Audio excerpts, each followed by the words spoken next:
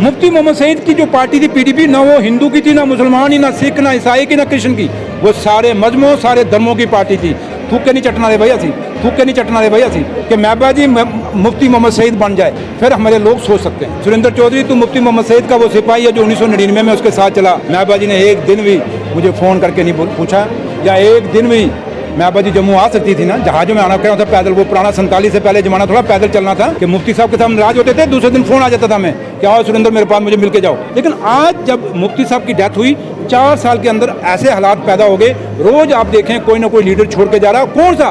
कहीं ना कहीं वो रिस्पेक्ट जो मुफ्ती साहब देते थे वो महबा जी के पास से नहीं मिल रही। एक बड़ा यकायक फैसला ये आना कि सुरेंद्र चौधरी जी जो अपने पदों से इस्तीफा दे रहे हैं, कहीं ना कहीं तमाम खबरों में ये बात सामने आ रही थी। अब वो दिन दूर नहीं जब पार्टी का दामन छोड़ देंगे। इतना बड़ा जम्मू का नेता, और कितना समय लगा अपने आप को मेंटली प्रिपेयर करने के लिए कि अब मुझे और बर्दाश्त नहीं करना। जब मैंने पार्टी के ओहदों से रिज़ाइन किया तो, और आज इतने दिनों बाद मैं रिज़ाइन कर रहा हूँ, आप समझ सकते हैं, आप एक मैच्योर जर्नलिस्ट हैं कि मैंने इन दिनों के अंदर, मैंने रिज़ाइन तो मैं उस दिन भी कर सकता था जी, बट मैंने वो गुंजाइश क्यों रखी थी? क्योंकि मैं भी नहीं चाहता था कि मैं पीडीपी को छोड़ूं। मेरे अंदर और मेरे दिल और मेरे दिमाग के अंदर एक जंग लगी हुई थी कि सुरेंद्र चौधरी तू मुफ्ती मोहम्मद सईद का वो सिपाही है जिसने तुझे एमएलसी बनाया था। सुरेंद्र चौधरी तू मुफ्ती मोहम्मद सईद का वो सिपाही है जो 1999 में उसके साथ चला। पीडीपी की बुनियाद रखने वाले लोगों में से हम लोग हैं। तो ये इन दिनों में जब मैं ये मेरा दिल और दिमाग एक जंग में लगा हुआ था, बड़े अफसोस और दुख के साथ कहना पड़ता है कि महबा जी को, मेरी बहन है ऐसी बात नहीं, क्योंकि मुफ्ती साहब मेरा कायद में लीडर, मैं बहुत रिस्पेक्ट करता हूँ। महबा जी ने एक दिन भी मुझे फ़ोन करके नहीं पूछा, या एक दिन भी महबा जी जम्मू आ सकती थी ना, जहाज़ों में आना क्या होता पैदल, वो पुराना 47 से पहले जमाना थोड़ा पैदल चलना था। महबा जी जम्मू आ सकती थी ना, या किसी सीनियर लीडर को कह के मुझे कश्मीर बुला सकती थी ना, या महबा जी फ़ोन करके मुझे कश्मीर में बुला लेती, कहती आप जैसे बैठ के बात करनी है, लेकिन कभी नहीं की। लेकिन मैं दुख से कहता हूँ कि मुफ्ती साहब के साथ नाराज होते थे, दूसरे दिन फ़ोन आ जाता था मैं कि आओ सुरेंद्र मेरे पास, मुझे मिल के जाओ। वो प्यार, वो फ़ोन जो मुफ्ती साहब का था, वो महबा जी से हमें नहीं मिला। सुरेंद्र जी, जब भी आप निकलते हो आपके साथ जन सलाब चल पड़ता है। हालांकि पीछे पीडीपी ऑफिस में तमाम, चाहे फिरदौस टाक की बात करो या बाकी लोगों की बात करो, वहाँ पर मौजूद थे, पार्टी की गठन किया जा रहा था। एक उम्मीद की निगाह थी क्या यहाँ पर सुरेंद्र जी आएंगे या नहीं आएंगे, और हमने वहाँ पर देखा कि जिन्होंने देखा अंदर आके सुरेंद्र जी अंदर मौजूद नहीं है, वो उल्टे पैर वापस चले गए। वो जन सलाब नहीं दिखा आपके बिना पीडीपी ऑफिस में। देखिए, मैं कोई बड़ा लीडर नहीं हूँ, मैं बड़ा छोटा कार्यकर्ता हूँ। मैंने कहा ना, जो लोग मुफ्ती साहब के बनाए हुए लोग हैं, वर्कर, वो कहीं ना कहीं सफोकेटेड फील कर रहे हैं पार्टी दफ्तर के अंदर। वो अपने आप को विक्टिमाइज, हरास महसूस कर रहे हैं, और ये बदकिस्मती है पार्टी की। और मैं कह रहा हूँ कि पीडीपी की बुनियाद उस जमाने में रखी गई जब ये रियासत के हालात क्या थे। यहाँ कत्लो गारत हो रही थी, हमारे लोगों को सिक्योरिटी फोर्सेस तंग कर रही थी, हमारे बॉर्डरों पे गोलाबारी चल रही थी। उस समय मुफ्ती साहब ने एक हुकूमत संभाली थी इस रियासत की, और आपने देखा उसके बाद कितना अमन, कितना चैन। मुफ्ती साहब के टेन्योर में 2002 में जब कांग्रेस और पीडीपी की सरकार थी, कितना टूरिज्म बढ़ा था जम्मू के अंदर। माता वैष्णो देवी में श्राइन बोर्ड में कितने श्रद्धालु आते थे, कितना हमारे लोगों को अपॉइंटमेंट मिली। रहबरे तलाल, रहबरे सेहत, रहबरे खेल, रहबरे ज़राअत, फिर आपके सेल्फ हेल्प ग्रुप जो हैं, इनको भी रोजगार मिला। ऐसे हज़ारों मैं आंकड़े आपको दे सकता हूँ। लेकिन मैं कहता हूँ मुफ्ती साहब के टाइम तक जो सोच, जो विजन थी, वो चला। लेकिन आज जब मुफ्ती साहब की डेथ हुई, 4 साल के अंदर ऐसे हालात पैदा हो गए, रोज़ आप देखें कोई ना कोई लीडर छोड़ के जा रहा है। कौन सा?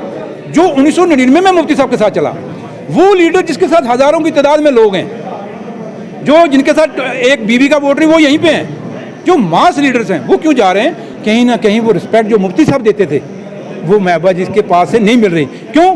कि मुफ्ती साहब के पास, महबा जी के पास, मुफ्ती साहब के पास आम लोग हैं, गरीब आदमी था वो भी पहुंच जाता था। लेकिन महबा जी के पास आज चंद लोग हैं जो सरमायादार, जो ड्राइंग रूम पॉलिटिक्स करते हैं, एसी कमरों वाले, या आपके जो लोग जो हैं, जो चंद लैंड माफिया, लैंड ग्रैबर जो लोग हैं, उन्होंने घेरा बना दिया है। वो अपने फैसले महबा जी से करा रहे हैं, वो अपनी पोस्टें अपनी ले जा रहे हैं। पोस्टों से पार्टियां नहीं बनती भैया, लोगों से बनती हैं। सुरेंद्र चौधरी के पास पैसा नहीं है, मैं वो बड़ा लाला नहीं हूँ, मैं पैसा नहीं दे सकता, लेकिन ये है पार्टी को वर्कर दे सकता हूँ। आज सुरेंद्र चौधरी के साथ वर्कर है, ये आप देख रहे हैं ना, इतने दूर से लोग उठ के वो पहाड़ों से, ये सुबह एक कुछ शहर से तो आए नहीं, पहाड़ों से कितना नीचे पैदल चले होंगे ये लोग। ये मेरे एक सरपंच हैं, ये ऐसे गाँव से बड़ा पहाड़ से पौना घंटा पैदल लगता है वहाँ से, शाह मोहम्मद जी। तो इसलिए ये लोग क्यों चल के आए? एक प्यार है ना, इसलिए मुफ्ती मोहम्मद सईद की जो पार्टी थी पीडीपी, ना वो हिंदू की थी, ना मुसलमान ही, ना सिख, ना ईसाई की, ना कृष्ण की, वो सारे मजहबों सारे धर्मों की पार्टी थी, सारे खित्तों की पार्टी थी। जब मुफ्ती साहब के समय सब कुछ ठीक चल रहा था, अभी भी लोग बोलते हैं कि कांग्रेस में परिवारवाद चलता है, आपको लगता है कुछ चीजें पीडीपी में भी वो झलक थोड़ी बहुत नजर आती है? नहीं, मैं नहीं कहता इसको। देखिए, कांग्रेस के साथ आप इसको मत मिलाएं पीडीपी को। मुफ्ती साहब ने चलाया, महबूबा जी को किसने लीडर बनाया? वर्करों ने बनाया ना, लेकिन आज वर्कर रहे ही नहीं। इसलिए पीडीपी, मैं इसको डायनेस्टी रूल नहीं कहता, मैं इसको परिवारवाद नहीं कहता। महबूबा जी ने लिया वो, क्योंकि उन्होंने, महबूबा जी ने भी 96 में जब महबूबा जी एमएलए थी, उसमें तो मुफ्ती साहब पीडीपी तो नहीं थी ना 96 में, ये तो 99 में बनी।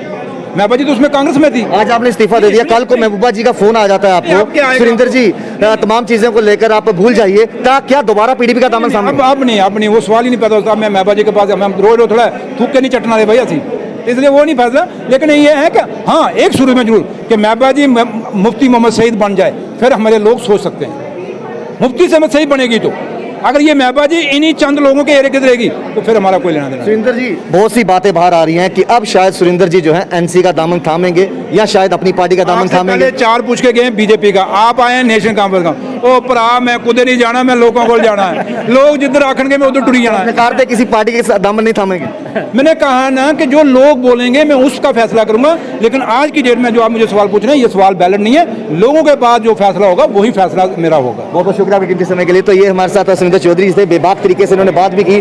और जब हमने सवाल पूछा कि क्या एनसी या अपनी पार्टी ज्वाइन करने लगे हैं, तो उन्होंने साफ तौर पे ये कहा कि देखिए, कुछ लोग पहले आए थे, उन्होंने सवाल पूछा बीजेपी ज्वाइन करने वाले हो, आप पहले इंसान हो जो पूछ रहा है एनसी या अपनी पार्टी ज्वाइन करने वाले हो। जो भी मेरे दोस्तों का, मेरे भाइयों का, मेरे साथ चलने वाले लोगों का फैसला होगा, सुरेंद्र चौधरी जी जो हैं वो उसी रास्ते पे चलना मंजूर करेंगे। जुड़े बॉसेस के साथ राहुल खत्री, बाको ऐसे चलिए। कभी बेड सोने के अलावा खेल का मैदान होता है,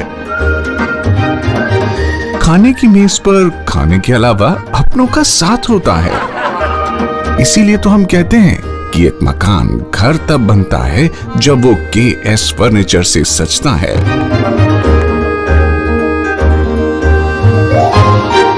रिश्तों की मिठास का एहसास KS फर्नीचर के साथ।